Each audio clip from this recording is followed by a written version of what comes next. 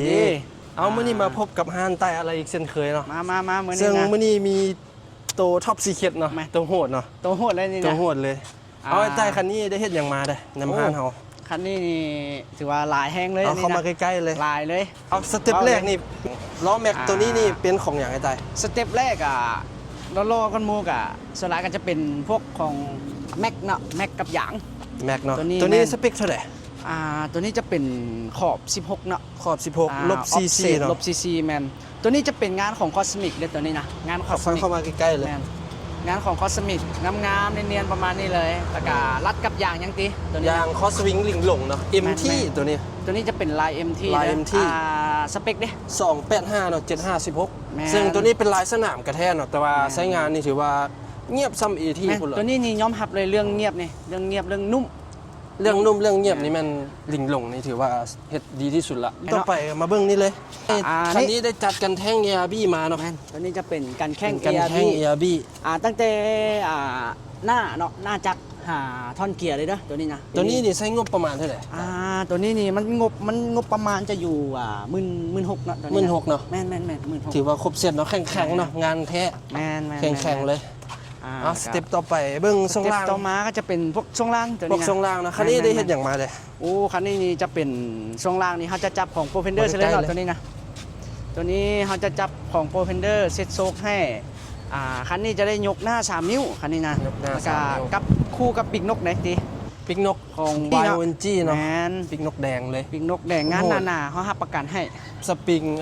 โปรเฟนเดอร์เนาะของโปรเฟนเดอร์ตัวนี้ของโปรเฟนเดอร์โซกนี่เป็นรุ่นโมโนทูบเนาะแมนตัวนี้จะเป็นของโมโนเป็นโมโน 2.0 ถือว่าความนุ่มนี่เป็นรับประกันให้เลยรับประกันให้เลยแมนสำหรับลูกค้าท่านใดที่จัดทรงมาแล้วแต่ว่าแข่งมาหาเขาได้เขามีวิธีจัดการให้นุ่มต่อมาได้ติต่อมาจะเป็นท้ายเนาะมาเบิ้งทางท้ายเลยมาเบิ้งทางท้ายคันนี้ได้เฮ็ดอย่างมาได้ใจ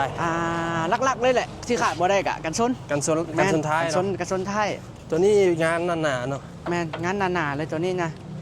ช่วงล่างหลังนี่มาเบิ่งช่วงล่างหลังช่วงล่างทั้งหลังนี่สิเป็นโซกโปรเฟนเดอร์โมโนทูบ 2.0 เนาะก้อนยก2นิ้วแล้วก็เราได้ทำการดัดแนบเนาะดัดแนบเดิมให้เป็นแนบนุ่มเนาะแม่นแล้วสไตล์แบบลิจิตไลน์เลยแล้วก็มาเบิ่งสเต็ปต่อไปคือท่อเนาะท่อนี่ขาดบ่ได้แม่นท่อคันนี้ได้จับมาเฮ็ดเกตเนาะของแท้ตรงรุ่นรีโวถือว่าเสียงมันโหดเนาะแล้วคันนี้ได้ไปตัดแคทพร้อมเพิ่มเสียงให้มันแห้งขึ้นสำหรับผู้ใดที่ซื้อท่อเฮ็ดเกตไปแล้วเสียงบ่ดังเนาะยังบ่เล่าใจพอนี่ถือว่าห้านเฮานี่จังได๋ได้ฮับจบให้เนาะเขาสามารถตัดแคทได้ตัดแคทตัดต่อแคทหรือว่าจะซื้อตัวท่อแทนกับมีท่อแทนกับมีแมนสำหรับงบเฮ็ดเกตนี่เท่าไหร่ขายอยู่นะห้านรีโวนี่มันจะอยู่เท่าไหร่18,000เนาะ18,000รวมใส่ติดตั้งเจ้าต่อมาก็เป็น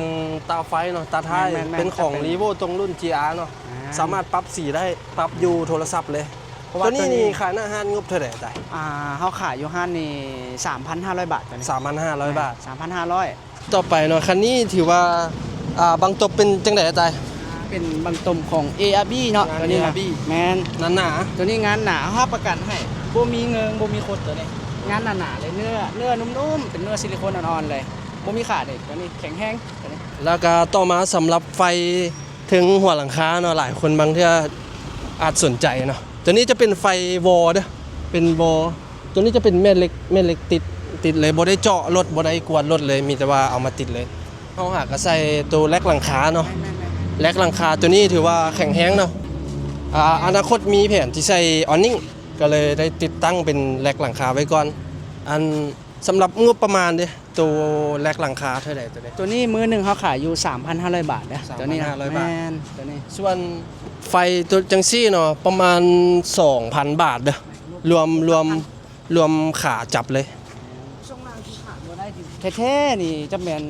ดอกเผาติมันบ่เฮาก็ลืมไปเลยตัวนั้นลืมแจ้งไปเลยเพราะว่ารถยกสำหรับ2นิ้วหา3นิ้วนี่จำเป็นต้องใส่บ่ตัววะจำเป็นล่ะเห็นบ่จังหวะตีนลอยตีนหยังเนาะเฮาไปลุยไปหยังถือว่าดอกเผานี่เอาอยู่เนาะต้องได้เปลี่ยนคันสมมุติยกเท่าใดจึงเปลี่ยนเนี่ยสเต็ปยก2นิ้วครึ่งเฮาแนะนำให้ใส่คันว่า2นิ้วก็เฮาคันใส่ได้ก็ดี ดีเลยเพราะว่ามันจะบ่เฮ็ดให้อันเวลามันเข้าไปลุยไปหยังนะมันมักลูกยางมักขาดลูกยางหุ้มเผาเนาะ อืม นั่น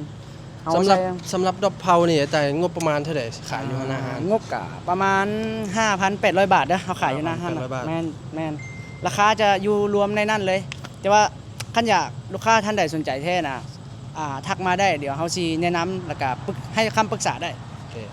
เอาฝากห้านเนี่ยห้านตั้งอยู่ไส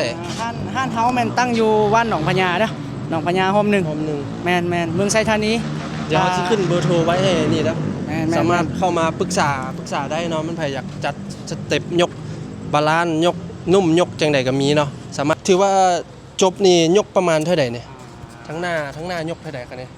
เว้าเรื่องงบบ่เลยครับ เว้า ความ ยกสูง ยกสูงนี่เขาได้ยกหน้า 3 นิ้วหลัง 2 นิ้ว หน้า3นิ้วหลัง แม่ 2นิ้วถือว่าบาลานซ์เลยเนาะ แม่นทรงจะบาลานซ์กัน บาลานซ์กันเลยหน้าหลังเสมอกันเลย เพราะว่าเดิมๆรถรีโวออกจากศูนย์เนาะหน้ามันสิมูฟเนาะทุกคนฮู้ดี